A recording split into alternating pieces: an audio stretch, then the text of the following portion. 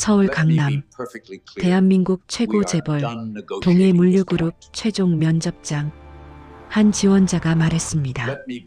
가장 존경하는 사람은 돌아가신 아버지 강민호입니다. 그 순간 회장의 손에서 금빛 펜이 바닥에 떨어졌습니다. 25년 전 폭우 속 관뚜껑을 닫으며 손으로 움켜쥐고 놓지 못했던 바로 그 이름. 그리고 눈매, 입술, 눈물 고이는 습관까지. 죽은 아들과 똑같은 청년. 회장이 떨리는 목소리로 물었습니다. 아버지가 언제 돌아가셨나? 청년은 조용히 대답했습니다. 제가 태어나기도 전에요. 잘못 들은 걸까요? 아니면 돌아온 걸까요? 부산의 겨울 아침은 유난히 축축했습니다. 해가 뜨기도 전에 깨진 아스팔트 사이로 습기가 올라왔습니다. 골목 끝 편의점 뒷문이 덜컥 열리고 식자재 박스를 든 청년 하나가 허리를 한번 펴며 숨을 고르지요. 한지후였습니다. 24살. 회색 점퍼에 목이 늘어난 티셔츠, 운동화는 먼지와 물자국이 뒤섞여 있었습니다. 그래도 그의 눈빛만큼은 쉽게 죽지 않았습니다. 지우 씨, 오늘이 마지막 날이지? 편의점 점장이 계산대를 정리하며 물었습니다. 네, 사장님. 내일부터는 출근 준비해야 해서요. 지우는 상자를 가지런히 쌓으며 웃었습니다. 대단하다. 대기업 신입사원이라니. 동해 물류라며? 뉴스에서만 보던 데인데. 운이 좋았어요. 아직 출근도 안 했는데요, 뭐. 말은 그렇게 했지만 그의 가슴 속에는 묵직한 기대와 두려움이 동시에 자리 잡고 있었습니다. 알바비 봉투를 받아 주머니에 넣고 골목을 나왔을 때 동쪽 하늘이 아주 조금 밝아지고 있었습니다. 멀리 부산항 크레인들이 검은 실루엣으로 서 있었지요. 지우는 잠시 그 풍경을 바라보다가 어깨에 맨 낡은 가방끈을 한번 고쳐 잡았습니다. 지우가 사는 집은 반지하 원룸이었습니다. 창문 바로 앞에 도로가 있어서 차가 지나갈 때마다 헤드라이트가 방 암벽을 스치고 지나가곤 했습니다. 문을 조심히 열고 들어가자 좁은 방 안으로 양 냄새와 찬물 냄새가 동시에 풍겨왔습니다. 싱크대 옆 작은 침대 위에 어머니 박선영이 반쯤 몸을 일으킨 채 기대어 있었습니다. 왔나, 지우야? 선영의 목소리는 예전보다 조금 더 쉰 듯했지만 말끝에는 여전히 웃음이 묻어 있었습니다. 어머니, 안 깨우려고 했는데 또 일어나 계시네. 애가 출근 마당에 알바까지 마지막 날인데 엄마가 어떻게 자고 있겠노? 지우는 웃으며 겉옷을 벗어 걸고 작은 전기포트에 물부터 올렸습니다. 습관처럼 컵 2개를 꺼냈지요. 선영은 52세였습니다. 예전 사진 속 그는 장사를 하던 젊은 시절의 활기가 남아있는 사람이었습니다. 시장 골목 떡집에서 찹쌀가루를 치대던 손님에게 떡을 잘라주며 웃던 얼굴. 그 사진은 이제 색이 바래 냉장고 옆 자석에 붙어 있었습니다. 지금의 손은 수차례 항암 치료와 수술을 거치며 살이 빠지고 핏줄이 도드라진 손이 되었습니다. 그래도 그 손으로 여전히 아들의 얼굴을 쓰다듬었지요. 오늘도 항만 쪽 지나왔나? 네. 편의점에서 나올 때 보였어요. 크레인 불빛이요. 어릴 때 너 항만 지나갈 때마다 유리창에 코 대고 보던 거 기억나나? 지우는 웃음이 났습니다. 어머니가 그러셨죠. 저거 다 사람이 움직이는 거라고. 줄 맞춰 세우고 실수하면 큰일 난다고. 그래. 그때부터 내 눈이 달랐어. 다른 애들은 크레인 크다 신기하다 하는데 넌 저걸 어떻게 놓으면 더 빨리 내릴 수 있을까 그 생각부터 했다, 아이가. 선영은 그 기억이 아직도 또렷했습니다. 어린 지우는 장난감 블록을 쌓을 때도 항상 이게 더 효율적입니다. 라며 본인만의 기준으로 재배치를 했습니다. 지우의 성격은 조용했습니다. 말이 많지 않았고 주장을 세게 드러내는 편도 아니었습니다. 하지만 머릿속에서는 늘 계산과 시뮬레이션이 멈추지 않았습니다. 중학교 때 사회 선생님이 수업을 하다가 물었습니다. 컨테이너 한 척을 내릴 때 시간을 절반으로 줄이려면 뭘 바꿔야 할까?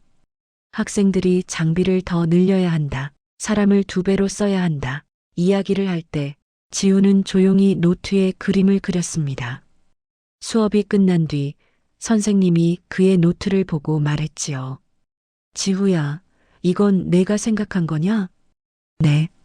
그냥 이렇게 하면 동선이 좀 줄어들 것 같아서요. 너 물류나 기획 쪽으로 가면 좋겠다.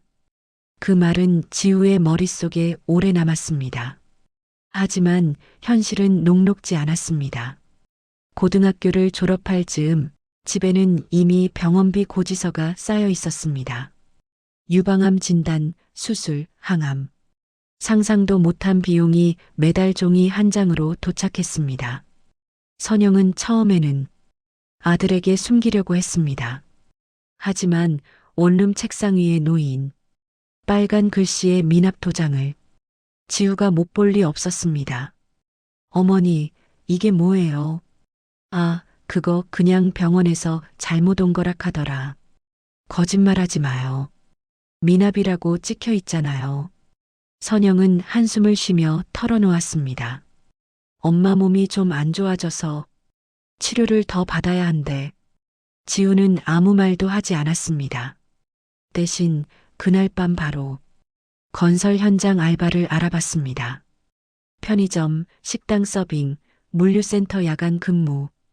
돈이 되는 아르바이트라면 전부 경험해 보았지요. 몸은 힘들었지만 지우는 불평하지 않았습니다. 어머니가 지금까지 버틴 시간이 몇 년인데 내가 몇 년 버티는 건 아무것도 아니지요. 그는 늘 그렇게 생각했습니다. 그래도 공부는 놓지 않았습니다.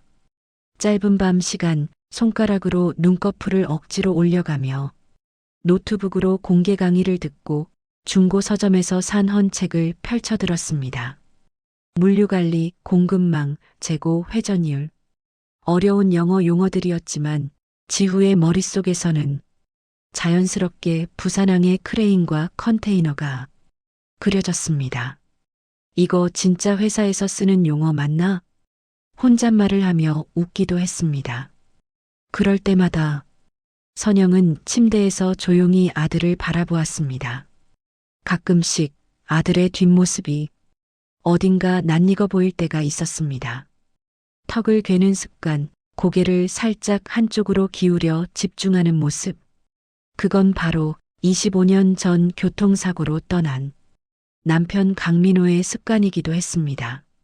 선영은 남편 이야기를 자주 꺼내지 않았습니다. 하지만 아주 가끔 아들이 너무 지쳐 보일 때면 조심스럽게 입을 열었습니다. 지후야. 네. 너 아버지는 거짓말을 잘 못하는 사람이었어. 그래요? 응. 장사도 곱게 했고 사람 일 함부로 안 했지. 그래서 시댁에서 더 미워했는지도 모른다. 선영은 말끝을 흐렸습니다. 지우는 그때마다 깊이 묻지는 않았습니다. 굳이 파헤치지 않아도 어머니의 눈빛만 보면 그날의 상처가 얼마나 깊었는지 느껴졌으니까요. 그래서였을까요? 지우는 마음속으로 한 가지를 정했습니다. 나는 정직하게 살겠습니다. 그게 아버지를 닮는 길이라고 믿어요. 그 결심은 힘든 알바를 할 때나 불합리한 상황을 마주할 때 그를 버티게 하는 기준이 되었습니다. 동해 물류그룹 공채 공고를 처음 봤을 때 지우는 한참을 화면만 바라보고 있었습니다. 어머니, 여기 좀 보세요. 뭔데? 동해 물류요. 뉴스에 자주 나오던 그 회사 있잖아요. 거기서 신입 뽑는데요. 물류관리 직무요. 선영은 휴대폰 화면을 가까이 가져가 보았습니다. 진짜네, 저기 큰 배 들어오는 회사 맞지? 맞아요. 항만하고 창고 다 갖고 있는데요. 여기 들어가면 어머니 병원비도 우리 사는 것도 좀 나아질 거예요. 그의 목소리에는 조심스러운 기대가 섞여 있었습니다. 선영은 잠시 침묵하다가 말했습니다. 지후야, 엄마 욕심 좀 부려도 되나? 무슨 말이에요? 이번에는 떨어져도 된다는 생각하지 말고 무조건 붙겠다고 생각해라. 엄마가 내 편 다 들어줄게. 지우는 그 말에 웃었습니다. 어머니는 원래 제 편이잖아요. 그래도 이번엔 더 세게 들 거다. 자기소개서를 쓰는 밤 지우는 여러 번 고민했습니다. 가장 존경하는 사람을 묻는 항목에서 펜이 쉽게 움직이지 않았습니다. 돌아가신 아버지 강민호. 그 문장을 쓰고 한참 동안 화면을 바라보았습니다. 아버지의 얼굴을 본 적 없는 아들이 아버지를 존경한다 말하는 것이 어쩌면 웃기게 들릴지도 몰랐습니다. 하지만 어머니가 들려준 이야기, 그 사람이 어떤 사람이었는지에 대한 짧은 기억들, 그 모든 것이 지우의 기준을 만들었습니다. 그래서 결국 그는 솔직하게 적었습니다. 가장 존경하는 사람은 태어나기 전 세상을 떠난 아버지 강민호입니다. 서류 합격, 필기 합격. 단계별 문자가 올 때마다 원룸 안공기는 조금씩 달라졌습니다. 어머니의 눈빛에도 조금씩 빛이 돌아왔습니다. 그리고 마침내 최종 면접 안내 문자가 왔습니다. 한지우님, 동해물류그룹 2024 상반기 공개 채용 최종 면접 일정을 안내드립니다. 지우는 그 문자를 한참 동안 쥐고만 있었습니다. 손이 약간 떨렸습니다. 어머니, 왜? 저 마지막까지 올라갔어요. 이제 회장님이 직접 본대요. 선영은 잠시 입을 다물었습니다. 그리고 예상 밖의 말을 했습니다. 지후야. 네. 서울 올라가면 너랑 똑같이 생긴 사람을 만날 수도 있다. 지우는 웃으려다가 멈췄습니다. 무슨 뜻이에요? 그냥 엄마감이 그렇다. 만약 그런 사람이 보이면 괜히 가까이 가지 마라. 이해할 수 없는 말이었습니다. 하지만 선영의 눈빛은 농담을 할 때의 눈빛이 아니었습니다. 그날 밤 지우는 늦게까지 잠을 이루지 못했습니다. 창문 밖으로 보이는 부산항 야경이 마치 다른 세상처럼 느껴졌습니다. 하얀 종이 위에 그는 조용히 적었습니다. 나는 어머니를 이곳에서 데리고 나갈 것입니다. 그리고 아버지의 이름에 부끄럽지 않게 살 것입니다. 그 문장을 적고 나서 펜을 내려놓았습니다. 다음 주 서울 강남의 유리 건물 안에서 그의 인생은 전혀 다른 방향으로 움직이기 시작할 것이었습니다. 그리고 그곳에서 그는 자신이 평생 한 번도 상상하지 못했던 진실과 마주하게 될 것입니다. 아직은 알지 못한 채 부산의 밤만이 조용히 깊어지고 있었습니다. 서울 강남의 빌딩 숲 위로 오전 햇살이 비스듬히 내려앉았습니다. 유리창에 부딪힌 빛이 반사되어 동해물류그룹 본사 42층 회의실 안으로도 희미하게 번져 들어왔습니다. 최종 면접장이었습니다. 긴 테이블, 반대편에 줄지어 앉은 임원들, 그리고 그 중앙에 자리한 은발의 노신사, 동해물류그룹 회장 강도훈이었습니다. 한지우는 손에 쥔 볼펜을 천천히 굴렸다가 멈췄습니다. 손바닥에 땀이 맺힌 것이 느껴졌습니다. 테이블 위 자기소개서가 그 땀에 젖어 번질까봐 그것부터 먼저 걱정될 정도였습니다. 한 사람, 두 사람, 다른 지원자들의 자기소개가 이어졌습니다. 서울대, 연고대, 해외 유학, 화려한 스펙들이 조용한 목소리로 나열되었습니다. 지후의 차례가 다가올수록 심장 박동이 귀에 들릴 만큼 커졌습니다. 다음 한지우 지원자, 인사팀장이 이름을 호명했습니다. 지우는 의자를 밀고 천천히 일어섰습니다. 안녕하십니까? 부산 출신 한지우입니다. 물류관리 직무에 지원했습니다. 목소리가 약간 떨렸지만 그는 최대한 또박또박 말하려 했습니다. 회장 쪽에서 시선이 느껴졌습니다. 강도은의 눈이 지우를 정확히 겨냥하고 있었습니다. 한지우 지원자. 회장의 낮은 목소리가 이어졌습니다. 그는 지우의 자기소개서를 한번 훑어보더니 말했습니다. 편모 가정에서 자랐군요. 네, 그렇습니다. 어려웠겠소. 간단한 말 한마디였지만 지우는 이상하게 가슴이 울리는 느낌을 받았습니다. 정말 힘들었지만 그 힘든 시간을 낱낱이 말하고 싶지는 않았습니다. 덕분에 더 단단해질 수 있었습니다. 회장은 잠시 말을 멈추고 자기소개서의 한 부분을 손가락으로 가리켰습니다. 여기에 쓴 질문말이요. 당신을 오늘의 당신으로 만든 사람은 누구인가? 여기 적힌 대로 다시 한번 말해보겠소? 회의실 안 공기가 살짝 변했습니다. 다른 면접관들도 조용히 숨을 골랐습니다. 지우는 한번 숨을 들이켰다가 내쉬었습니다. 가장 존경하고 저를 지금의 제가 되게 만든 사람은 돌아가신 아버지 강민호입니다. 그 순간이었습니다. 회장의 손이 굳어졌고 금빛 펜이 손가락 사이에서 미끄러져 바닥으로 떨어졌습니다. 짧고 맑은 소리가 회의실 바닥을 울렸습니다. 누군가 숨을 들이키는 소리가 들렸습니다. 한순간 정적이 흘렀습니다. 지우는 무슨 일이 일어났는지 이해할 수 없었습니다. 펜이 떨어졌다고 해서 놀랄 일은 아니지만 회장의 표정은 단순한 실수가 아니라는 걸 말해주고 있었습니다. 강도은의 얼굴이 창백해졌습니다. 손등에 핏줄이 도드라질 만큼 힘이 들어가 있었습니다. 지금 뭐라고 했소? 목소리는 낮았지만 끝이 살짝 떨렸습니다. 아버지, 강민호라고 했습니다. 아버지가 언제 돌아가셨나?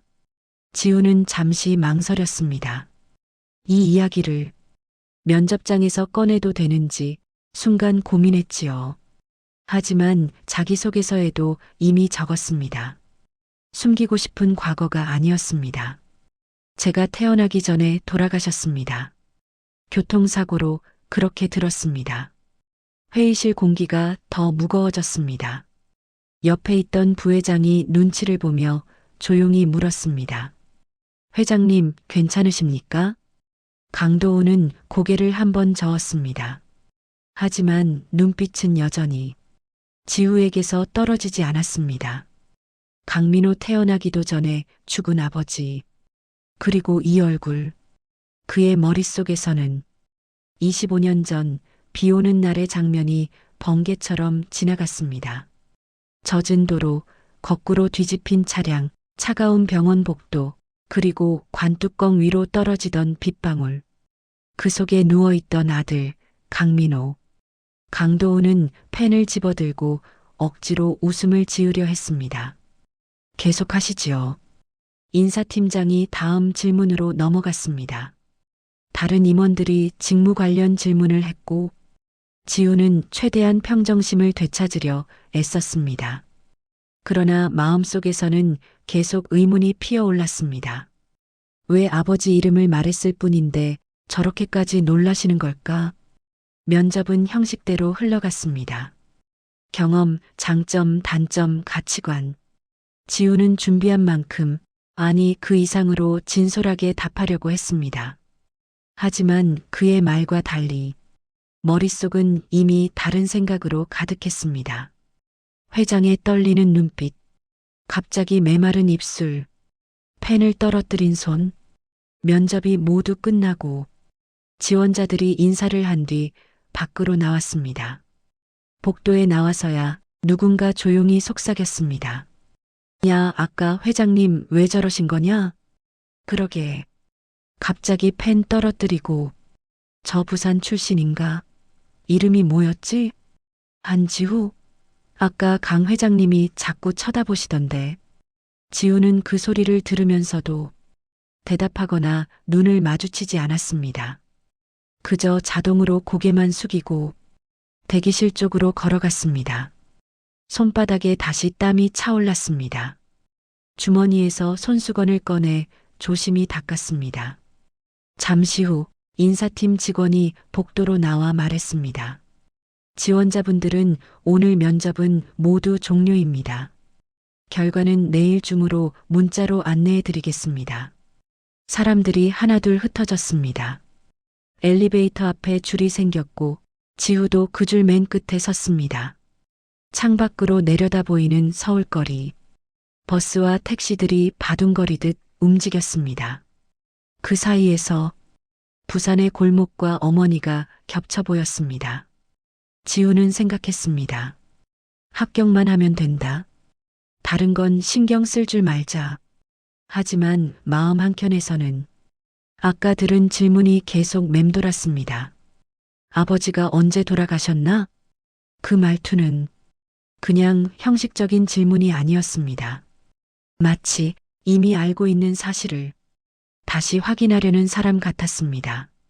그 시각 면접장이 조용해지자 다른 임원들이 눈치를 보며 회장을 살폈습니다. 부회장이 조용히 말을 꺼냈습니다. 회장님, 괜찮으십니까? 얼굴이 굉장히 안 좋아 보이셔서 강도우는 책상 위에 올려둔 자기소개서를 다시 집어들었습니다. 그 표지에 적힌 이름, 한지후, 그리고 그 아래 가장 존경하는 사람, 아버지 강민호, 김 부장, 예, 회장님, 아까 그 한지우라는 지원자, 신원 좀 더 알아보게. 예, 부회장이 놀란 눈으로 되물었습니다. 부산 출신이라 했지. 어머니 이름, 가족관계, 부산에서의 주소, 병원 기록까지 조용히 확인해 보게. 다른 사람들 눈에는 띄지 않게. 알겠습니다. 강도우는 깊게 숨을 들이켰습니다. 가슴 한가운데에서 오래 묻어둔 기억이 다시 살아나는 것 같았습니다. 반면 빌딩 밖으로 나온 지우는 역으로 향하는 지하철을 타고 있었습니다. 손에 쥔 휴대폰 화면에는 어머니와의 문자 내역이 떠 있었습니다. 지후야, 면접 잘 보고 있지? 너 하고 싶은 대로 편하게 하고 와라. 안 돼도 괜찮다. 엄마는 내 편이다. 그 문자를 다시 읽고 또 읽었습니다. 어머니는 항상 그렇게 말했습니다. 안 돼도 괜찮다고. 처음이 아니라고. 하지만 지우는 알고 있었습니다. 이번에는 정말 실패하면 안 된다는 것을. 병원에서 받은 진단, 갚지 못한 병원비, 언제 다시 찾아올지 모르는 수술권유. 그 모든 것이 그를 조급하게 만들었습니다. 하루가 길게 느껴졌습니다. 불안과 기대가 뒤섞인 밤을 보내고 다음 날이 되었습니다. 지우는 부산으로 내려가지 않고 서울 고시원에서 대기했습니다. 좁은 방, 얇은 벽, 옆방에서 들려오는 휴대폰 벨소리와 웃음소리. 휴대폰을 쥔 손에 힘이 들어갔습니다. 정오가 넘었을 때 문자가 도착했습니다. 동해물류그룹 인사팀. 한지우님, 동해물류그룹 공개채용 최종 합격을 진심으로 축하드립니다. 그 순간 지우는 숨을 내쉬며 침대에 그대로 주저앉았습니다. 됐다. 작게 중얼거렸습니다. 눈앞이 잠시 흐려졌습니다. 그는 가장 먼저 어머니에게 전화를 걸었습니다. 어머니, 지우야. 왜 이렇게 빨리 전화했노? 결과 나왔나? 네, 붙었어요. 동해물류 최종 합격했습니다. 잠시 침묵이 흘렀습니다. 스피커 너머로 고요한 숨소리만 들렸습니다. 정말이가. 선영의 목소리가 조금 떨렸습니다. 우리 아들 해냈네. 지우는 웃으려 했지만 목이 메어 말이 잘 나오지 않았습니다. 어머니, 이제 걱정 마세요. 얼른 올라오시게 해서 좋은 병원으로 옮겨드릴게요. 잠시 후 선영은 조용히 말했습니다. 지후야. 네. 축하한다. 근데 한 가지만 꼭 약속해라. 뭔데요? 서울 가서 너랑 똑같이 생긴 사람을 보면 그냥 스치듯 지나가라. 괜히 인연 만들지 말고. 지우는 웃음을 터뜨리려다가 멈췄습니다. 어머니, 또 그 얘기세요? 그래도 엄마감이라는 게 있다. 이상하게 마음이 불안하다. 저 닮은 사람이 어디 있다고 그래요? 괜찮아요. 저 제일 잘할게요. 그는 최대한 가볍게 넘기려 했습니다. 하지만 어머니의 목소리 끝에 묻어있던 알 수 없는 떨림이 마음에 남았습니다. 전화를 끊고 나서 지우는 고시원 침대에 누워 천장을 바라보았습니다. 합격의 기쁨과 함께 또 다른 질문이 떠올랐습니다. 왜 회장은 그때 내 아버지 이름에 그렇게 놀랐을까? 왜 그 표정을 숨기지 못했을까? 그리고 어머니는 왜 자꾸만 너랑 똑같이 생긴 사람을 말할까? 지우는 눈을 감았습니다. 모든 질문이 한 점으로 모여 하나의 결심으로 변했습니다. 서울에 올라가면 일을 배우는 것뿐만 아니라 이 기분 나쁜 우연의 정체도 꼭 확인해 보겠습니다. 그는 자신의 가슴 속에서 작지만 단단한 결심이 생겨나는 것을 느꼈습니다. 어머니에게 말하지 못한 또 하나의 목표. 아버지의 이름, 회장의 표정, 어머니의 불안, 그리고 자신과 똑같이 생긴 누군가.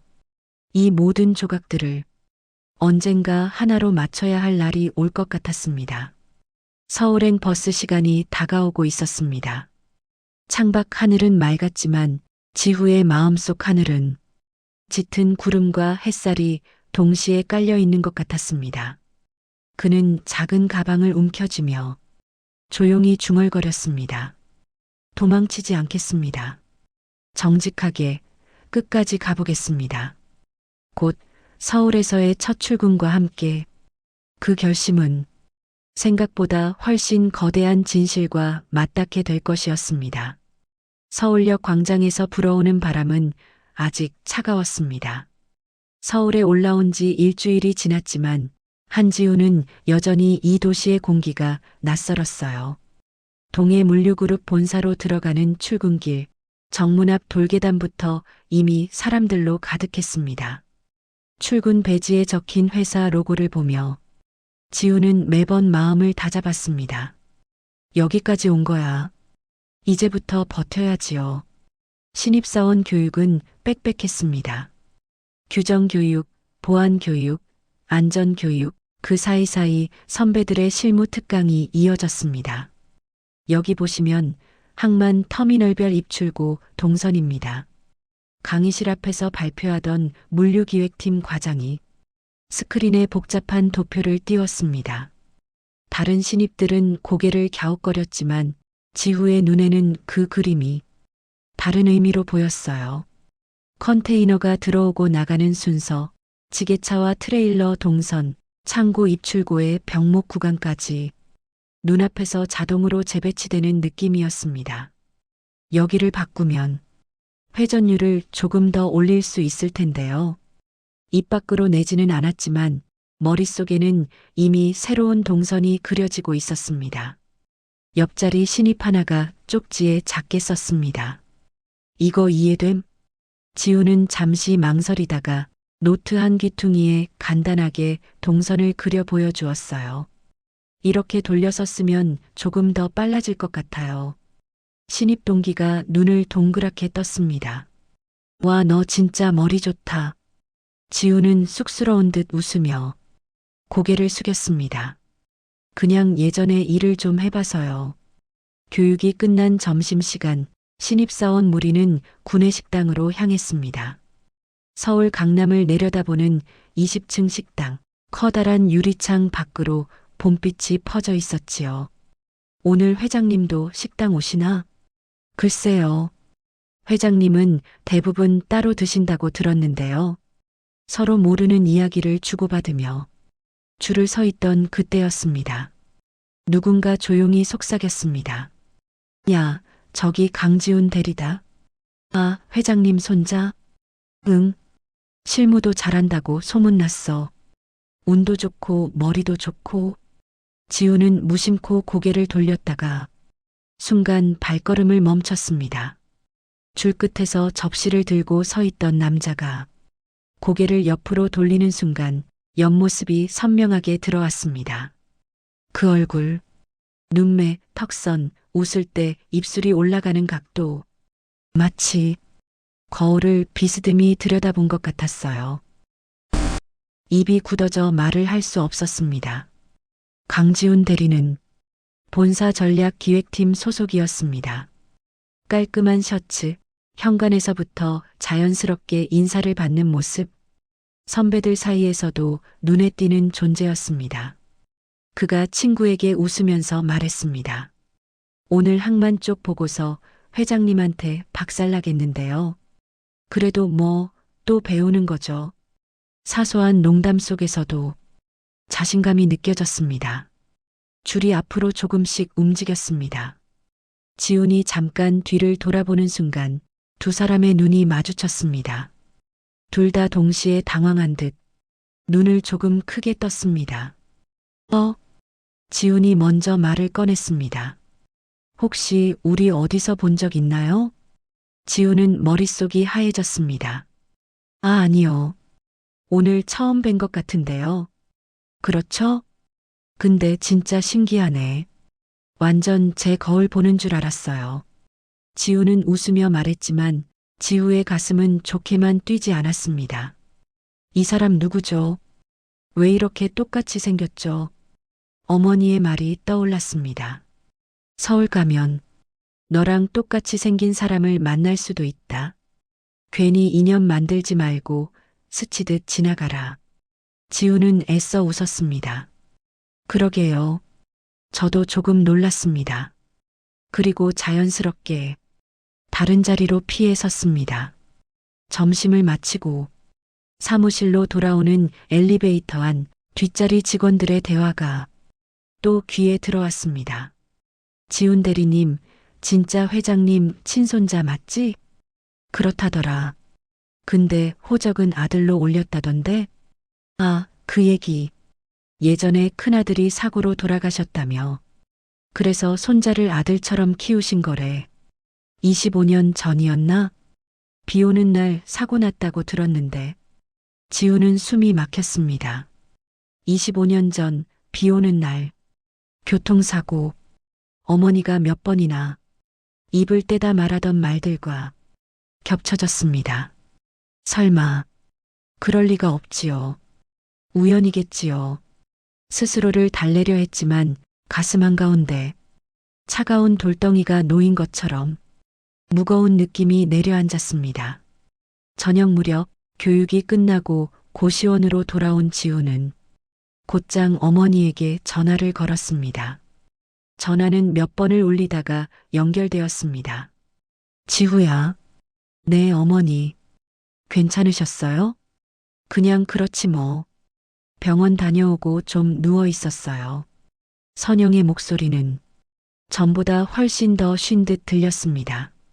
어머니, 숨소리가 왜 이렇게 차요? 아니다. 그냥 피곤해서 그렇지. 잠시 침묵이 흘렀습니다. 지우는 조심스럽게 말을 꺼냈습니다.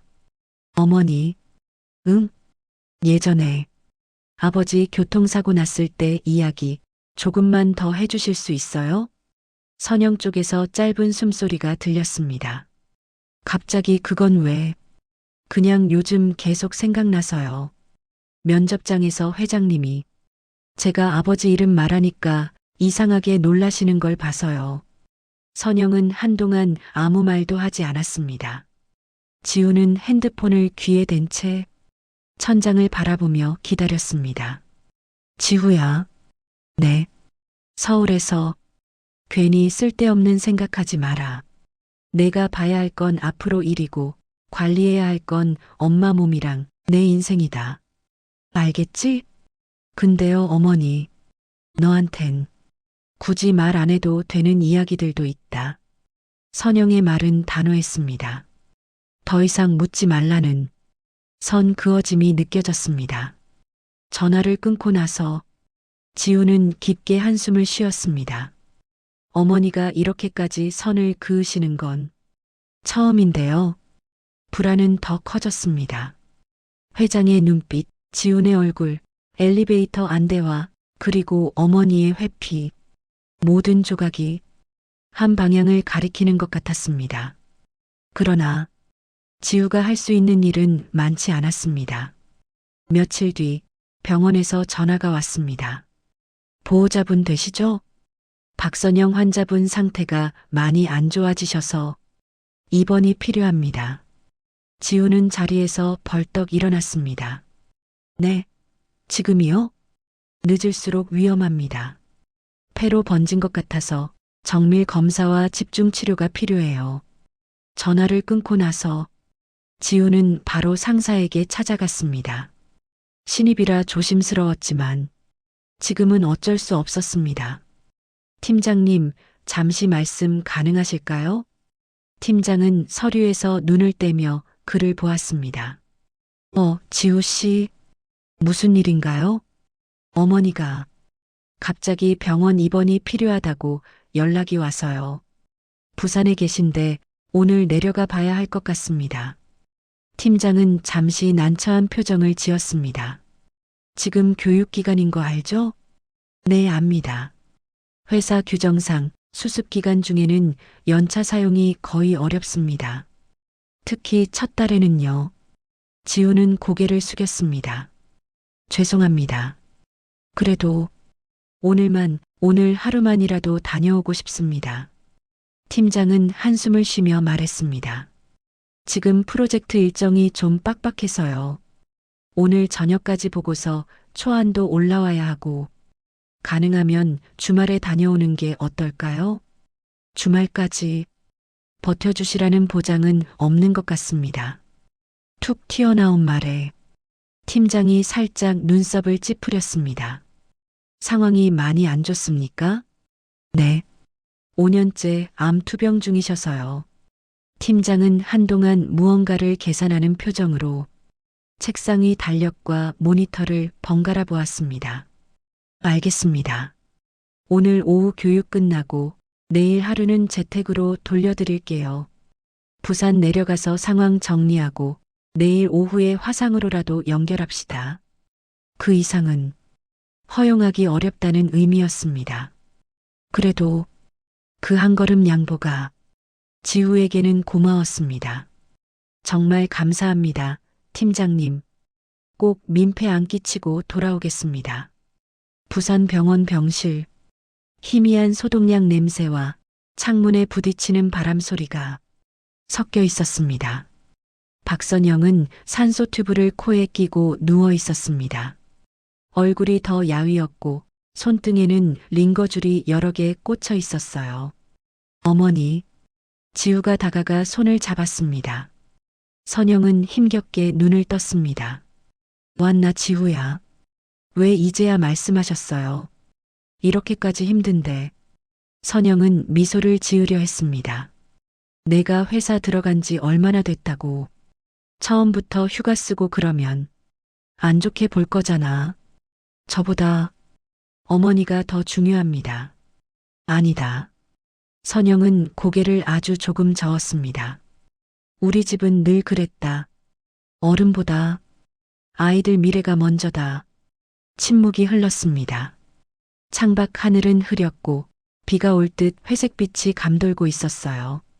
잠시 후 담당 의사가 들어왔습니다. 보호자분 되시죠? 네, 아들입니다. 의사는 차트를 넘기며 말했습니다. 폐 쪽으로 전이가 꽤 진행된 상태입니다. 고강도 항암을 다시 시작해야 하는데 부작용도 크고 비용도 많이 들어요. 얼마나 필요합니까? 의사는 조심스럽게 숫자를 말했습니다. 지우는 그 자리에서 말문이 막혔습니다. 이미 밀린 병원비까지 합치면 지금까지 모아둔 돈과 앞으로 몇 달 받을 월급을 다 합쳐도 턱없이 부족한 금액이었습니다. 국가 지원이나 다른 방법은 없습니까? 기초생활수급이나 차상이면 일부 지원이 가능하지만 지금 상황에서는 시간이 관건입니다. 결정을 빨리 하셔야 합니다. 의사가 나가고 나서 병실에는 다시 정적이 내려앉았습니다. 선영이 조용히 물었습니다. 의사 선생님이 뭐라 하시디? 그냥 조금 더 강하게 치료해야 한다고요. 돈 많이 들제? 네. 선영은 잠시 눈을 감았다가 떴습니다. 지후야. 네. 엄마는 내가 너무 무리하는 거 원치 않는다. 어머니, 너 이제 막 사회 나갔는데 빚부터 지게 하고 싶지 않다. 지우는 참아왔던 말을 내뱉었습니다. 지금 빚이 문제가 아니라 어머니가 계시냐 안 계시냐가 문제죠. 선영의 눈가가 살짝 흔들렸습니다. 그래도 사람은 선 넘는 빚을 지면 안 된다. 그 선은 제가 정할게요. 말끝이 조금 날카로워진 걸 느끼고 지우는 스스로 놀랐습니다. 하지만 뒤돌아 나갈 수도 없었습니다. 병실 밖 복도 의자에 앉아 지우는 한참 동안 머리를 감쌌습니다. 회사의 수습 기간, 한 달에 받게 될 월급, 이미 밀린 월세와 생활비, 그리고 어머니의 병원비. 아무리 계산해도 답이 나오지 않았습니다. 포기할 수는 없습니다. 그렇다고 일을 그만둘 수도 없지요. 대출 카드론. 그런 걸로 버티다가 더 망가지면 머릿속이 복잡해질수록 가슴이 더 답답해졌습니다. 그때 휴대폰에 알림이 떴습니다. 부산 지역 신문 기사 알림. 동해 물류그룹 지역 암 환자 의료비 지원 재단 설립. 손가락이 저절로 화면을 눌렀습니다. 기사는 이렇게 적혀 있었습니다. 동해 물류그룹은 첫 회장 장남의 교통사고 사망 이후 유가족 및 환자 지원 사업의 일환으로 강민호 복지재단을 설립했다. 강민호. 그 이름이 또 한 번 지후의 눈앞에 떠올랐습니다. 기사 속 사진에는 은발의 강도훈 회장이 어딘가 씁쓸한 표정으로 기념비 옆에 서 있었습니다. 지우는 화면을 한참 바라보다가 천천히 숨을 내쉬었습니다. 회장님, 아버지 이름으로 재단까지 만들 정도로 그 사고를 가슴에 담아두고 계신 거군요. 기사를 더 내려보니 재단의 지원 대상에 암 환자와 그 가족이 포함되어 있었습니다. 단 심사를 거쳐 선정된 경우에 한해서 어쩌면 어머니 치료비를 조금이라도 줄일 수 있을지도 모르겠어요. 하지만 곧 머릿속에 다른 생각이 스쳤습니다. 그럼 내 이름과 사연을 그분이 직접 보게 되겠지요. 면접장에서 보았던 그 떨리는 눈빛이 다시 떠올랐습니다. 그리고 어머니의 목소리도 함께 떠올랐습니다. 서울 가면 너랑 똑같이 생긴 사람을 만날 수도 있다. 괜히 인연 만들지 말고 스치듯 지나가라. 지우는 병실 문 앞에 서서 조용히 어머니를 바라보았습니다. 창밖 희미한 빛이 어머니의 마른 얼굴을 비추고 있었습니다. 산소줄에 묶인 작은 숨. 그는 문틀을 붙잡고 작게 중얼거렸습니다. 도망치고 싶지 않습니다. 어머니. 하지만 어디까지 가야 하는지도 모르겠습니다. 머릿속에서 두 가지 선택지가 부딪혔습니다. 회장과 회사, 재단의 도움을 받기 위해 더 깊이 이 세계 안으로 들어가는 길, 그리고 어머니의 말을 따라 가능한 한 거리를 두고 그냥 조용히 돈만 벌다 떠나는 길. 어느 쪽이 정답인지 알 수 없었습니다. 새벽이 다 되어갈 때까지 병원 의자에 앉아있던 지우는 마침내 고개를 들었습니다. 눈밑이 퀭해졌지만 그 눈빛만큼은 이전보다 또렷해져 있었습니다. 적어도 내가 선택해서 후회하는 쪽으로 가야겠지요. 그는 조용히 결심했습니다. 회사에서 버티겠습니다. 그리고 이 회사가 왜 자꾸 우리 가족과 엮이는지 제가 직접 확인해 보겠습니다. 어머니에게는 말하지 않을 작정이었습니다. 불안해할 것이 뻔했으니까요. 대신 그는 어머니 손을 한 번 더 꼭 잡고 속으로만 말했습니다. 어머니, 제가 조금만 더 깊은 데까지 들어갔다가 다시 데리고 나올게요. 병실 창밖으로 어렴풋이 새벽빛이 올라오고 있었습니다. 지금 이 위기를 어떻게 버티고 넘길 수 있을지 아직은 알 수 없었습니다. 하지만 한 가지는 분명했습니다. 이제부터는 단순히 병원비를 벌기 위해 다니는 직장이 아니라 진실을 확인해야 하는 장소가 되었다는 것. 그 사실이 지우의 어깨를 무겁게 누르면서도 어딘가 깊은 곳에서 조용한 불씨를 하나 밝혀주는 것 같았습니다. 이 위기를 어떻게 극복할지 답은 아직 멀었지만 그 답을 향해 한 걸음 나아가야 할 시간만은 분명히 다가오고 있었어요. 서울로 돌아오는 KTX 안에서 한지우는 창밖을 멍하니 바라보고 있었습니다. 부산 병원에서 본 어머니 얼굴이 유리에 비친 자신의 얼굴과 겹쳐졌습니다. 코끝이 붉어지고 있었지만 눈물은 흘리지 않으려 했습니다. 올 시간에 방법을 찾는 게 먼저지요. 그는 이를 꽉 물었습니다. 다음 날 동해 물류그룹 본사 출근 카드기를 찍는 순간 회사 특유의 공기와 규칙적인 발걸음 소리가 다시 현실로 그를 끌어당겼습니다. 팀장은 짧게 물었습니다. 어머니 상태는요?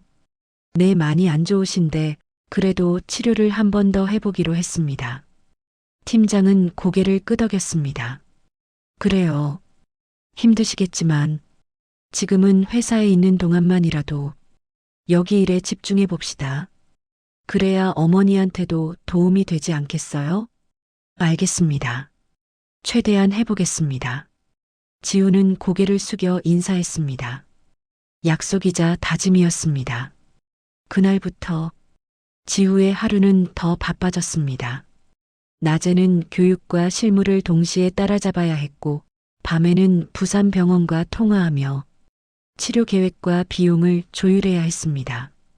이번 달까지 밀린 금액이라도 조금만 천천히 내면 안 될까요?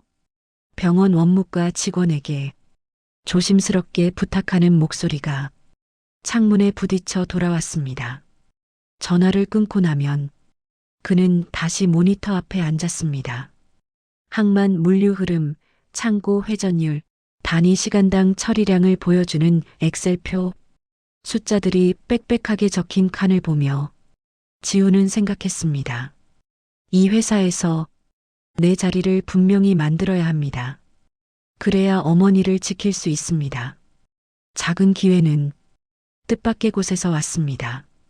어느 날 오후 팀장이 긴급 회의를 소집했습니다. 이번에 부산 항만 3터미널에서 작업 지연이 계속 발생하고 있어요. 트레일러 대기 시간이 너무 길다는 민원이 들어왔습니다. 누가 한번 원인 정리하고 개선 아이디어 초안을 만들어 볼 사람 있습니까? 사무실은 잠시 조용했습니다. 선배들은 서로 눈치를 봤습니다. 추가 업무라는 걸 모두 알고 있었기 때문입니다. 지우는 손을 들까 말까 망설였습니다. 신입이 덥석 나섰다가 오히려 민폐가 될 수도 있었습니다. 그때 옆자리에서 낯익은 목소리가 들렸습니다. 팀장님, 지우 씨랑 제가 같이 한번 해봐도 될까요? 강지훈 대리였습니다.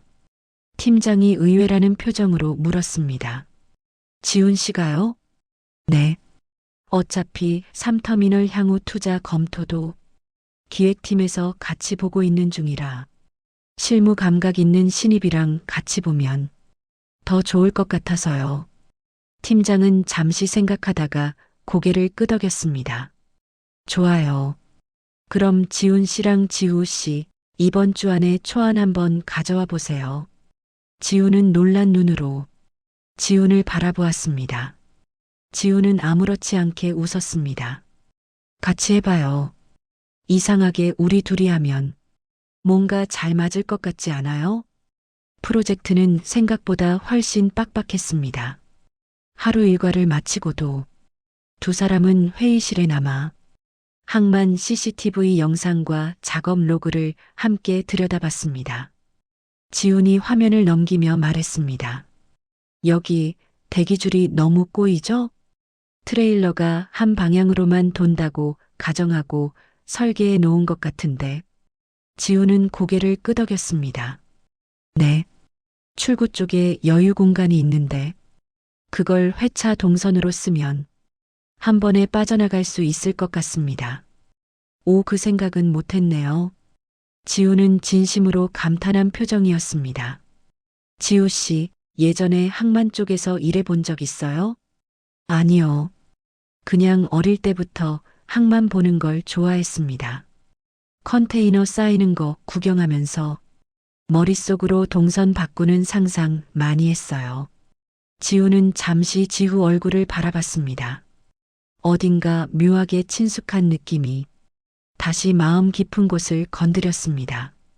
진짜 신기한 사람이네, 한지우 씨. 며칠 동안 이어진 작업 끝에 두 사람은 3터미널 동선 개선 초안을 만들었습니다. 팀장이 보고서를 훑어보며 말했습니다. 대기 차량 줄어드는 효과를 보수적으로 잡아도 한 7%는 되겠는데요? 옆에 있던 선배가 중얼거렸습니다.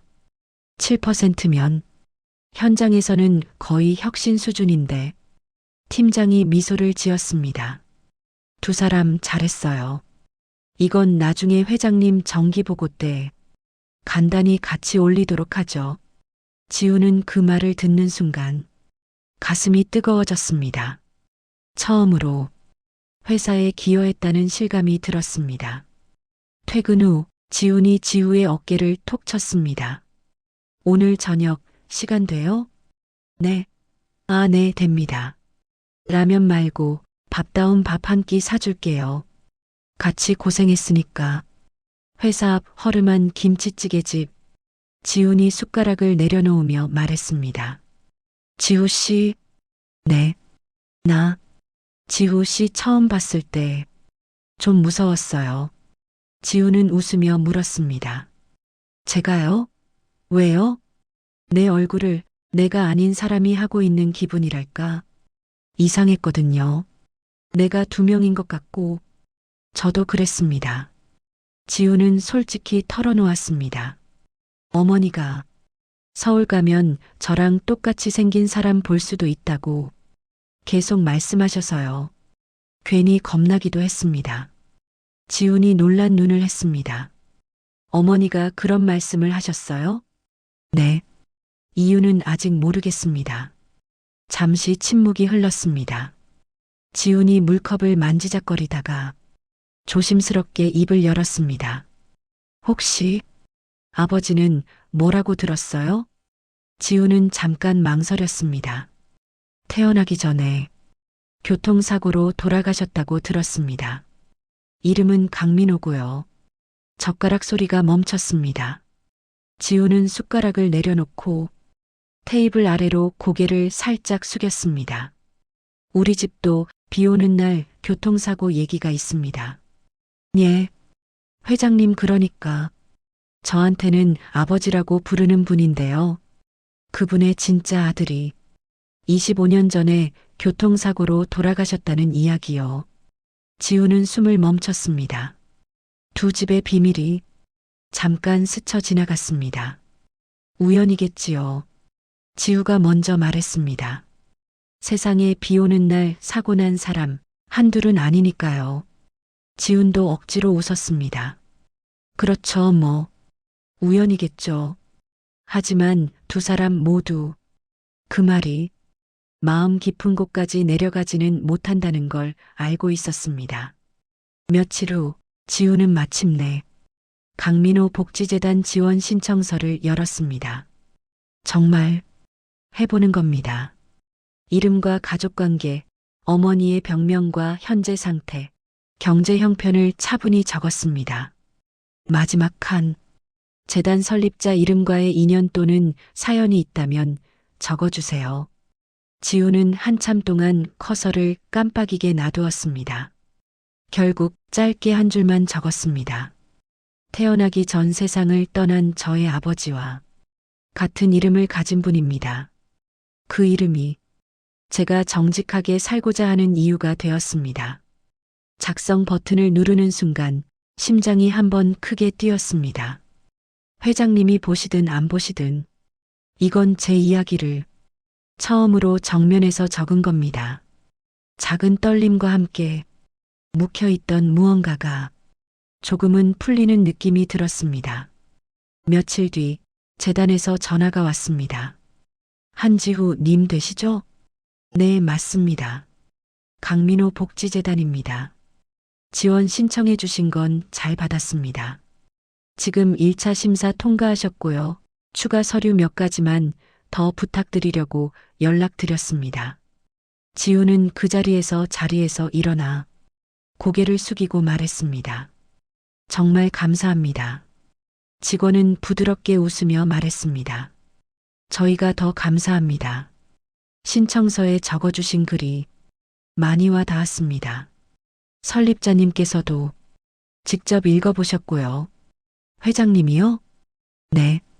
요즘도 재단 관련 서류는 꼼꼼히 다 보십니다.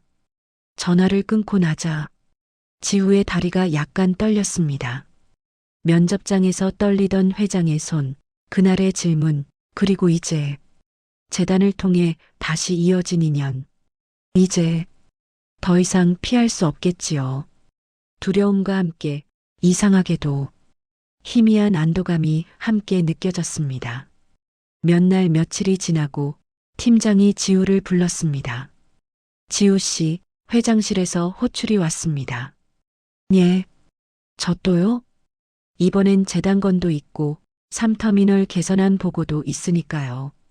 너무 겁먹지 말고 올라가 보세요. 지우는 긴장된 마음으로 엘리베이터를 타고 최상층으로 올라갔습니다. 문이 열리고 비서가 그를 맞았습니다. 들어가시면 됩니다. 회장님께서 기다리고 계십니다. 강도훈 회장은 창가에 서서 도시를 내려다보고 있었습니다. 왔나, 지우 씨. 그가 천천히 돌아섰습니다.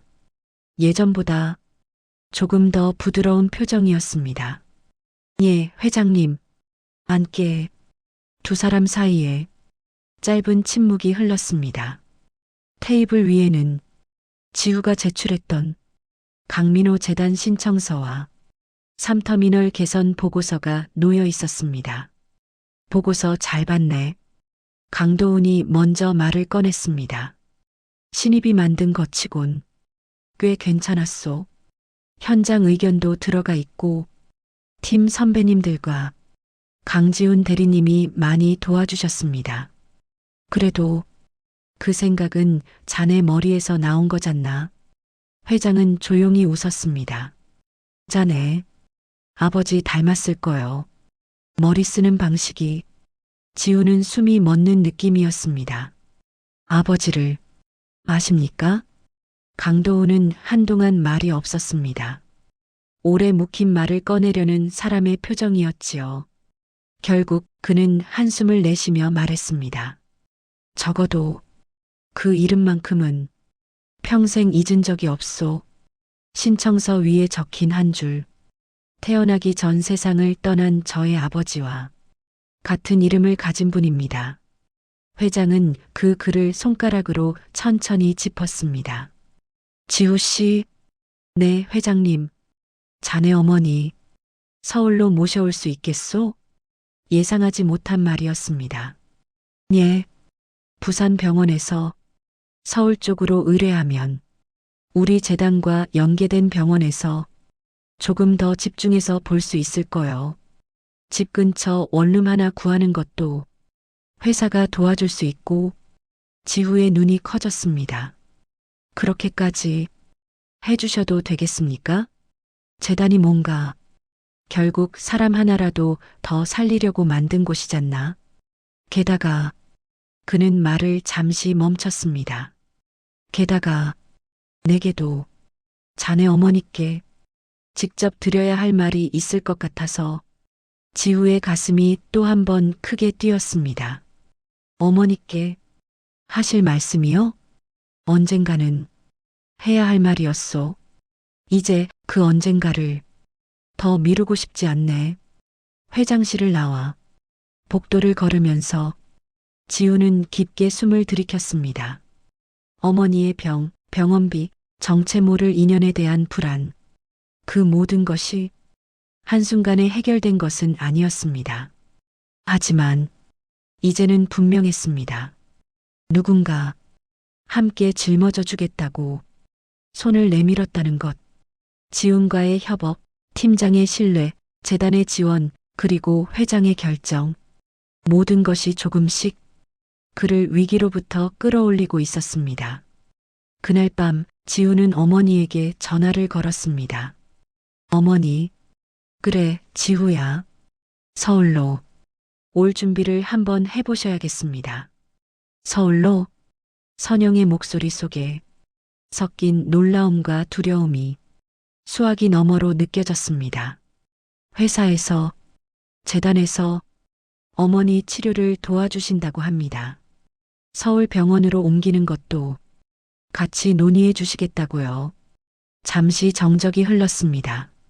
그리고 조용한 숨소리가 들렸습니다. 지후야. 네. 너 많이 버텼구나. 아직 시작도 안 했습니다. 선영은 살며시 웃었습니다. 기침 소리가 조금 섞여 있었지만 그 웃음에는 또렷한 생기가 담겨 있었습니다. 그래, 한번 가보자. 서울이라는 데에 우리 아들 사는 도시가 어떤지 궁금하기도 하다. 지우는 눈을 감았습니다.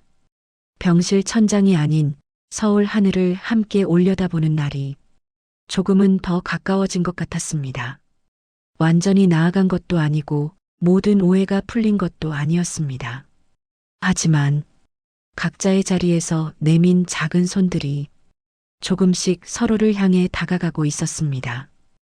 회장은 결심했습니다. 부산으로 내려갈 것을. 지우는 결심했습니다. 도망치지 않고 끝까지 진실을 마주할 것을.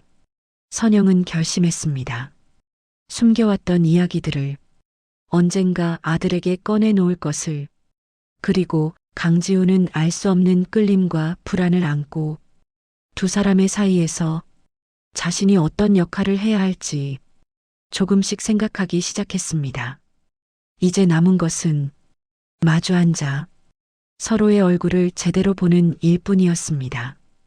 위기는 아직 끝나지 않았지만 그 한가운데에서 분명한 희망의 방향이 잡혀가고 있었습니다. 그리고 그 방향 끝에서 기다리고 있는 결말이 어떤 모습일지 모두가 조심스럽게 기대하기 시작했습니다.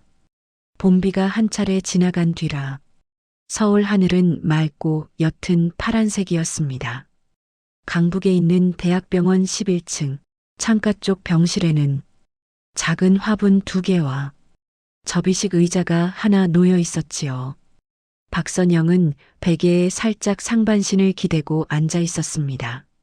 얼굴은 여전히 수척했지만 예전처럼 숨이 가쁘지는 않았습니다. 창밖으로 내려다 보이는 회색 건물들 사이로 연두빛 나무들이 보였고 선영은 그걸 한참 바라보다가 문 쪽을 향해 고개를 돌렸습니다. 노크 소리가 났습니다. 들어오세요. 문이 열리며 하얀 와이셔츠에 짙은 회색 재킷을 입은 노신사가 조심스레 들어왔습니다. 동해 물류그룹 회장 강도훈이었습니다. 그 뒤로 검은 점퍼를 입은 지후와 단정한 셔츠 차림의 지훈이 따라 들어왔지요. 오랜만이네요, 선영 씨. 도훈이 먼저 인사를 건넸습니다. 선영은 잠시 그를 바라보다가 천천히 고개를 숙였습니다. 회장님, 여기까지 와주셨네요. 이제는 그냥 지우 씨 할아버지라고 생각해주면 좋겠소. 그 말에 선영은 살짝 웃었습니다. 오래 묵은 거리가 조금은 줄어드는 느낌이었습니다. 지우가 어머니 곁으로 다가가 의자를 끌어왔습니다. 어머니, 힘들면 말씀하세요. 너무 오래 앉아 계시면 안 된다고 했잖아요. 괜찮다. 선영이 아들의 손을 살짝 잡았습니다. 오늘은 꼭 해야 할 이야기가 있으니까. 도훈은 침대 옆 의자에 앉았습니다. 잠시 침묵이 흘렀습니다. 서로의 얼굴을 정말 제대로 바라보는 시간이었지요. 먼저 입을 연 사람은 도훈이었습니다. 25년이 지나서야 이렇게 마주 앉게 됐군요. 네. 선영이 조용히 대답했습니다. 조금 많이 늦었지요. 도훈은 창밖을 한번 쳐다보더니 말을 이었습니다. 난 그날 이후로 모든 게 무너졌다고 생각했소. 민호를 잃은 날 말이요. 아들은 죽고 며느리는 떠났다고 들었고 뱃속 아이도 지켜내지 못했다고 들었습니다. 선영의 눈썹이 미세하게 떨렸습니다. 그렇게 들으셨군요. 도훈은 고개를 끄덕였습니다. 아내가 그리 말했소.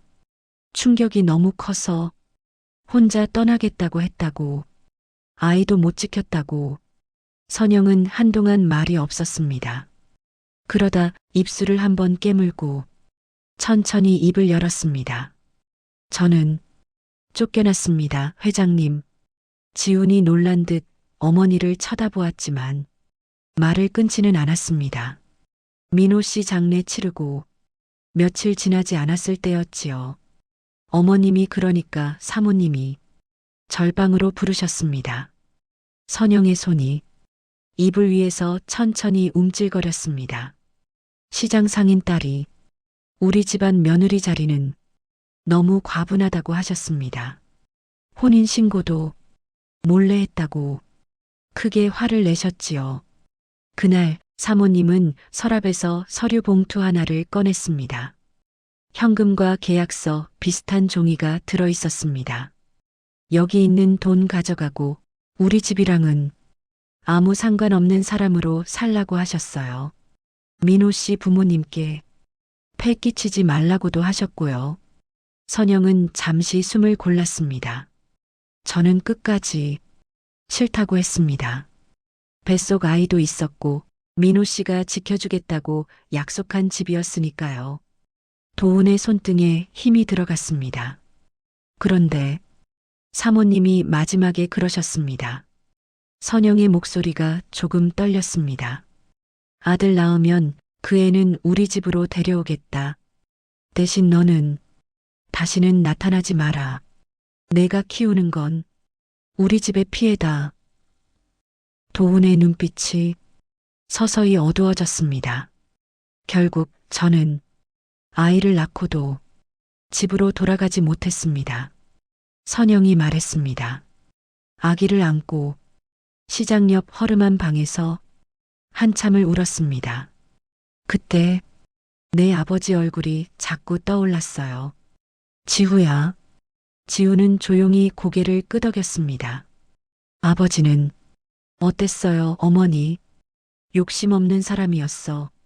일은 힘들어도 사람 속이는 건 못하는 사람이었지요. 그래서 더 미움받았을지도 몰라요. 선영은 미소와 눈물을 같이 머금은 얼굴이었습니다. 그래서 결국 제가 선택했습니다. 붙잡고 있지 말자. 이 아이만은 나처럼 눈치 보며 살지 않게 하자. 도훈이 낮은 목소리로 물었습니다. 그게 지우를 데리고 떠난 거요? 네. 선영이 고개를 끄덕였습니다. 괜히 약속을 지키겠다고 다시 그 집에 찾아갔다가는 둘 다 망가지겠다는 생각이 들었습니다. 그래서 그냥 혼자 키우기로 했습니다. 도훈은 한동안 아무 말도 하지 못했습니다. 두 손을 모은 채 눈을 감고 있었습니다. 살아온 세월 내내 진실이라고 믿었던 것들이 조용히 부서져 내리는 순간이었습니다. 미안하오. 그가 겨우 입을 열었습니다. 이 말을 이제서야 하게 되는군. 선영이 그를 바라보았습니다. 당신이 쫓아낸 줄 알았소. 아들 죽고 너무 힘들어서 그랬다고. 그렇게 생각했소? 선영이 고개를 저었습니다. 저는 회장님을 원망한 적은 없습니다. 제 힘으로 감당하기엔 그 집이 너무 크다고 처음부터 느꼈으니까요. 그녀는 잠시 지우를 바라보았습니다. 단지 민호 씨가 없는 세상을 아들하고 둘이 살아내야 했다는 게 힘들었을 뿐이지요. 도훈의 눈가가 젖어들었습니다. 그래도 결국은 책임져야 할 사람이 나였던 건데 그는 깊게 고개를 숙였습니다. 선영 씨, 정말 미안하오. 늦게 와서, 늦게 알아서, 늦게 사과해서 병실 안공기가 한번 크게 떨렸다가 조용히 가라앉았습니다. 지우는 벽 쪽에 서서 두 사람의 대화를 조용히 듣고 있었습니다. 언젠가부터 자신의 이름과 인생도 이 이야기의 일부라는 걸 느끼고 있었지요. 그가 조심스럽게 입을 열었습니다. 할아버지, 응, 제가 그러면 누구의 아들인가요? 도훈은 잠시 그의 얼굴을 바라보았습니다. 자신을 아버지라 부르던 아이가 이제는 할아버지라고 부르고 있었습니다. 지훈아, 네, 넌 나에게는 여전히 아들이고 또 손자이기도 하다. 그는 담담하게 말했습니다. 내가 어릴 때 집에 들어올 때부터 이미 많은 것들이 섞여 있었소. 아내가 내게 모든 걸 솔직히 말하진 않았고 나도 깊이 따져 묻지 않았지. 지우는 고개를 숙였습니다. 저 화나지 않을 거라고 장담은 못하겠지만요. 그래도 한 가지는 말할 수 있지 않겠니? 도훈이 조용히 웃었습니다. 내가 누구 피를 물려받았든 어느 집안에 태어났든 넌 내 삶을 성실하게 살아온 사람이라는 거. 그건 할아버지가 두 눈으로 보고 살았다. 지훈의 눈가가 붉어졌습니다. 감사합니다. 지우가 그때 조심스럽게 입을 열었습니다. 저도 사실 겁이 났습니다. 무엇이? 도훈이 물었습니다. 제 아버지 이름이 회장님 아들의 이름과 같다는 것도 저랑 똑같이 생긴 사람이 회사에 다닌다는 것도 그리고 그게 사실이라면 어머니가 얼마나 상처받을지도 계속 겁이 났습니다. 선영이 아들을 바라보았습니다. 지후야, 네, 엄마가 너한테 솔직하지 못해서 미안했다. 선영은 천천히 말을 이었습니다. 너를 지키려고 숨긴다고 숨겼는데 결국 내가 혼자 짐을 더 많이 짊어진 것 같네. 지우는 고개를 저었습니다. 아니에요, 어머니. 저도 이제야 알겠어요. 숨기는 게 꼭 지키는 건 아니란 걸요. 그는 잠시 숨을 고르고 덧붙였습니다. 앞으로는 저도 듣겠습니다. 힘든 말이어도 같이 나누겠습니다. 선영은 조용히 눈을 감았다가 떴습니다. 그래, 우리 이제는 숨기지 말자. 며칠 뒤 선영의 수술이 결정되었습니다. 재단과 병원, 회사가 함께 논의해 최대한의 지원을 받는 방향으로 치료 계획이 세워졌습니다. 수술실 앞 도훈과 지후, 지훈이 나란히 서 있었습니다. 보호자분은 한 분만 들어오셔서 동의서에 서명해 주시면 됩니다. 간호사의 말에 지우가 앞으로 나섰습니다. 제가 하겠습니다. 볼펜을 들고 이름을 적을 때 손이 약간 떨렸지만 글씨는 또렷했습니다. 한지후, 환자와의 관계 아들.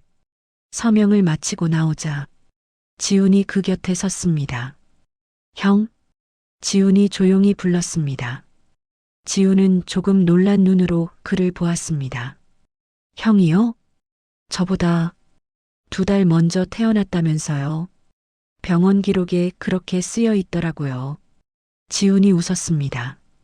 그러니까 형 맞잖아요. 지우는 한동안 말을 잃었습니다. 그러다 조금 어색한 웃음을 지었습니다. 그래. 그러면 내가 형이지. 두 사람은 말없이 복도 의자에 나란히 앉았습니다. 창밖에서는 봄비가 아주 가늘게 내리고 있었습니다. 수술은 길었습니다. 8시간 가까이 걸렸습니다. 의사가 수술실에서 나와 마스크를 벗으며 말했습니다. 수술은 잘 됐습니다. 암 조직은 계획한 만큼 제거했습니다. 앞으로 회복하는 과정이 중요합니다. 지우는 그 자리에서 다리에 힘이 빠지는 걸 느꼈습니다. 지훈이 옆에서 그의 어깨를 받쳤습니다. 이제 시작입니다, 형. 그래. 지훈은 조용히 대답했습니다. 그래도 살아계시다는 게 어디예요? 도훈은 조용히 벽에 기대어 눈을 감았습니다. 민호야, 내가 지키고 싶어 했던 사람이 조금은 더 이 세상에 머물 수 있게 됐다. 그는 마음속으로 오래전 떠나보낸 아들에게 늦은 보고를 올렸습니다. 일상은 조금씩 변했습니다. 퇴원 후 선영은 병원 가까운 작은 임대 아파트로 이사했습니다. 회사에서 지원해준 집이었습니다. 햇빛이 잘 드는 조그만 거실과 좁은 부엌 그리고 작은 방 하나. 어머니, 여기 햇빛 좋죠? 지우가 커튼을 열며 말했습니다. 그러네. 부산 반지하보다야 100번 낫지. 선영이 웃었습니다. 엄마, 이제 계단도 없어요. 지훈이 옆에서 거들었습니다. 엘리베이터 타고 바로 올라오면 되니까. 선영은 두 청년을 번갈아 바라봤습니다. 둘이 서 있는 거 보면 아직도 꿈만 같다. 지우가 말했습니다. 꿈 아니에요, 어머니. 앞으로도 자주 귀찮게 해드릴 겁니다. 지훈도 맞장구 쳤습니다. 네, 어머니. 회사에서 혼나면 둘이 같이 와서 하소연할 거예요. 아이고. 선영이 웃음을 터뜨렸습니다. 그래, 둘 다 와라. 엄마가 김치찌개 끓여줄게. 웃음 속에서 새로운 일상이 조금씩 자리를 잡아갔습니다. 시간이 조금 더 흘렀습니다. 어느 토요일 오후 도훈의 생일을 맞아 작은 식탁이 꾸려졌습니다. 크지 않은 서울 아파트 거실. 하지만 그곳에는 세대가 다른 네 사람이 둘러앉아 있었습니다. 선영, 도훈, 지훈. 케이크 위에 촛불이 켜졌습니다. 숫자 초 대신 작은 촛불 여러 개가 꽂혀 있었습니다. 생일 축하합니다. 셋이 함께 노래를 불렀습니다. 도훈은 촛불 앞에서 짧게 소원을 빌었습니다. 이 사람들이 서로를 미워하지 않고 살아갈 수 있게 해주십시오. 촛불이 꺼졌습니다. 작은 연기가 천천히 허공으로 올라갔습니다. 할아버지, 선물 드려야죠. 지훈이 먼저 말했습니다. 지후와 눈을 맞추고 작은 봉투 하나를 꺼냈습니다. 뭔가. 도훈이 봉투를 열어보았습니다. 안에는 흑백으로 인화된 사진 한 장이 들어 있었습니다. 병원 복도에서 네 사람이 함께 찍은 사진이었습니다. 선영은 휠체어에 앉아 있고 양옆에 지후와 지훈이 서 있고 뒤에서 도훈이 살짝 허리를 굽혀 그들 뒤를 지키듯 서 있었습니다. 사진 아래에는 짧게 이렇게 적혀 있었습니다. 처음으로 같이 선 날. 도훈의 눈가가 젖었습니다. 그래, 정말 그렇군. 그는 사진을 가만히 바라보다가 선영을 향해 말했습니다. 선영 씨, 네. 아니, 어르신. 고맙소. 아이들을 이렇게 잘 키워줘서. 선영은 잠시 눈을 감았다 뜨고 조용히 대답했습니다. 저도 감사합니다. 이제라도 같이 서보자고 해주셔서 말은 짧았지만 그 안에는 수십 년의 원망과 미안함과 안도의 감정이 모두 섞여 있었습니다. 식사가 끝나갈 즈음 지훈이 조심스럽게 물었습니다. 형? 응. 이제 뭐 하고 싶어요? 지훈은 잠시 생각하다가 웃었습니다. 일단 회사에서 욕 안 먹는 사원이 되는 게 첫 번째고요. 그건 나도. 지훈이 웃었습니다. 그리고 언젠가는 어머니랑 바다 보러 가고 싶습니다. 부산 말고 다른 바다요. 강릉이든 어디든 그냥 이 집 내 식구가 같이 가보는 거예요. 도훈이 고개를 끄덕였습니다. 좋구만. 운전은 내가 하지. 할아버지, 면허증 아직 유효하세요? 그럼 괜히 회장한 게 아니지. 네 사람의 웃음이 거실 가득 번졌습니다. 밤이 깊어 각자 집으로 돌아간 뒤 지우는 혼자 창가에 서서 서울 야경을 바라보았습니다. 불빛들이 별처럼 반짝이고 있었습니다.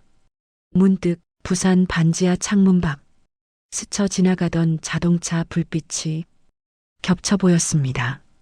그때는 저 불빛이 다른 세상 같았는데 이제는 그 불빛들 사이에 자신의 자리도 조금은 있다는 걸 느낄 수 있었습니다. 휴대폰을 열어 메모장을 켰습니다. 가족은 피로만 만들어지는 게 아니다. 오래 후회하고 늦게 사과하고 어렵게 용서하면서 천천히 같이 서보는 사람들이다. 그는 천천히 문장을 덧붙였습니다. 그리고 내 삶은 누군가의 잘못으로 시작됐을지 몰라도 앞으로 어디로 향할지는 내가 정할 수 있다. 메모장을 닫고 천천히 커튼을 쳤습니다. 다음 날 아침 회사로 가는 지하철 안. 사람들의 얼굴은 여전히 피곤했고 출근길은 늘 그렇듯 바빴습니다. 하지만 지우의 마음은 조금 달라져 있었습니다. 오늘도 버텨보겠습니다. 그는 조용히 중얼거렸습니다. 언젠가는 후배들한테도 이 얘기를 할 날이 오겠지요. 살다 보면 늦게 오는 사과도 있고 늦게 시작되는 가족도 있다고. 지하철이 강남역에 도착하자 문이 열렸습니다. 수많은 사람들 사이로 지우는 어깨를 펴고 걸어 나갔습니다. 어제보다 조금 더 가벼운 발걸음이었습니다. 그의 뒤로 아직 다 치유되지 않은 과거와 이제 막 시작된 새로운 가족의 시간이 조용히 흐르고 있었습니다. 완전하지 않아도 부족해도 서로에게 손 내밀 수 있다면 그걸로 충분하다고 세 사람 아니 세대 모두가 조금씩 배워가고 있었습니다. 구독하시면 더 많은 시니어 감성 영상과 인생과 가족에 대한 이야기를 계속 만나보실 수 있습니다. 혹시 여러분의 마음에도 말하지 못한 상처가 남아있다면 이 채널에서 함께 조금씩 풀어가요.